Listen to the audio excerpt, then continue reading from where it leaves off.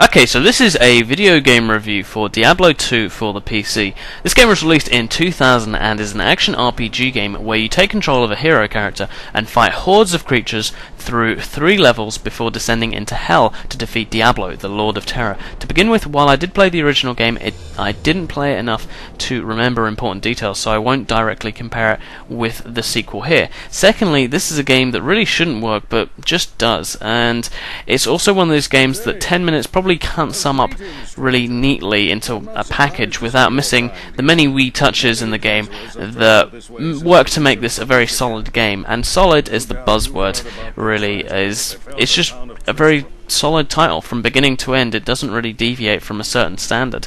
I didn't expect to enjoy this game as I did 5 or 6 years ago when I originally played it. I originally played it because a friend of mine just wouldn't shut up about it, and I saw it cheap one day and I thought, why not?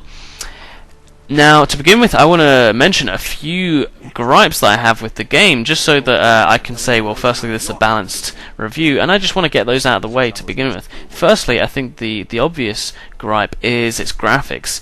I'm not really hung up on graphics all that much, but I've got to admit, it's not the most pretty game. In fact, it's pretty minging. If you didn't know anything about Diablo 2, then you might see the rather messy graphics and, not expect very much. A second gripe is that it's an absolute clickfest, something that I scored Sim Tower down on.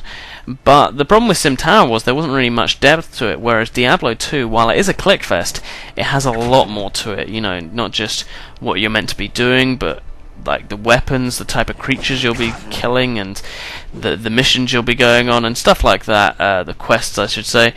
It's just got a lot more depth, so yeah, it is a clickfest, but actually at the beginning it's an advantage because you use your mouse for virtually every action and to move your character. It means that you can pick up the game very quickly, although playing for hours may well induce something like RSI. So it's a bit of a double-edged blade on that count. Now, with those two major gripes out of the way, let's look at the many strengths of this game. When you start the game, you get to choose between the characters of the warrior, the paladin, the amazon, the sorceress, and the necromancer. There's a nice selection, and their spells and abilities do make them play very differently. Personally, I think the best characters to play as are the barbarian and the necromancer, as the barbarian is just about the toughest character you can play as, and the necromancer can summon his skeleton and golem buddies to fight alongside him. Certainly when you go and play as any other character after playing as the necromancer, who will feature mostly in this video, the game feels quite lonely. Now, there is a story, but I couldn't really tell you what it was, partly because it's connected to the first game, and also because it wasn't really all that interesting. There are some nice Warcraft 3-esque cutscenes in between the 4 levels. They're well done, but the game could definitely use some more, especially after boss battles, or to signal the end of certain quests in a more dramatic way. In each level, and there are 4 levels, you get to sort of fight through 6 quests, and many of these you'll either stumble across, either like leaving your base and just randomly walking into a crypt and killing approaching creatures, or by talking to locals who tell you are recent unwelcome visitors. The levels include a moors/church style level, a desert level, a forest level, which is by far the weakest, and finally hell.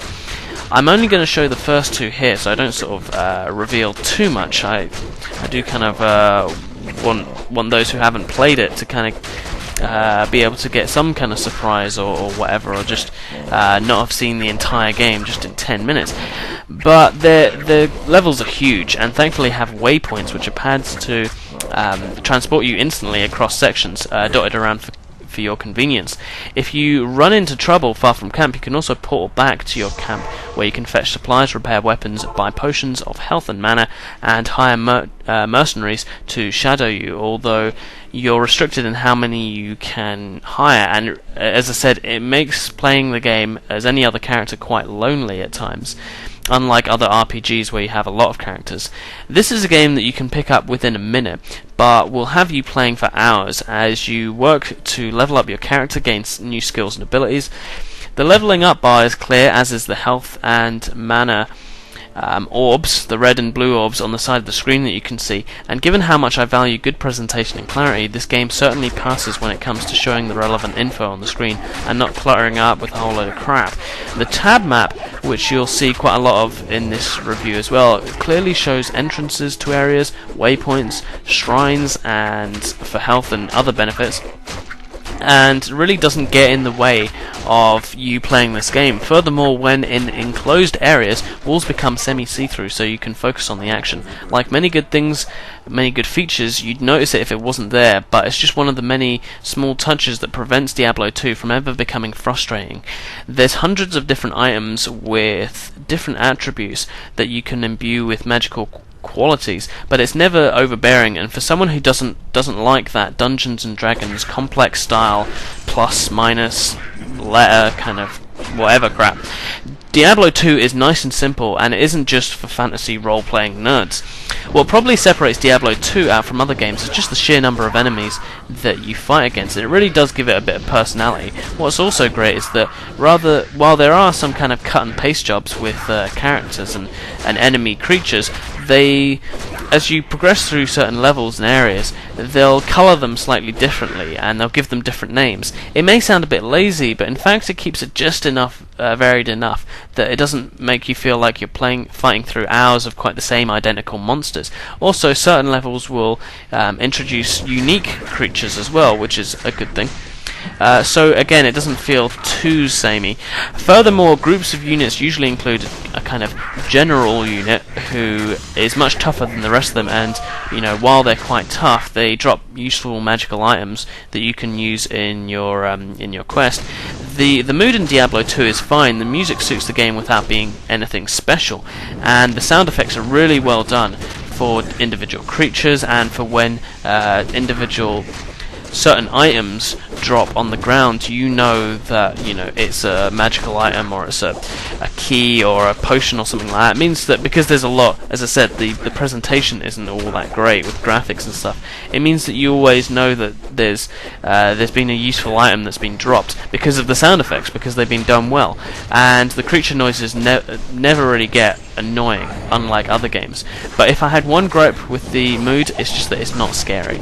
So really, to conclude, it's difficult in 10 minutes to really sum up Diablo 2, especially to the layman who's never played this game before. But it's an action RPG game which is very intuitive in its controls, and you can be picking it up literally in about a minute. And the layout is really well done in the game. It provides absolutely hours of engrossing gameplay. If anything, if you want a quick game, this is probably not for you. But as I said, if you like good gameplay and you can look past the graphics, there's a lot here. I didn't think that many years ago when I started playing this game that I'd get so much into it as I did, but I got to hand it to Blizzard for creating a very decent game. For Diablo 3 to be any better, all it would need is a boost in graphics, a boost in the storyline, and maybe the ability for characters to hire a multitude of mercenaries, and for the game to be as terrifying as something like Resident Evil 4, which is my example of a scary game. It really does the mood well. Diablo 2 didn't quite do that, but for now it's a very solid game, and it hasn't aged one bit, partly due to the graphics, and it just plays exactly as it ever did. So it has, unlike a lot of other games, I don't feel it's actually aged all that much. So in conclusion, I give this game an 8 out of 10.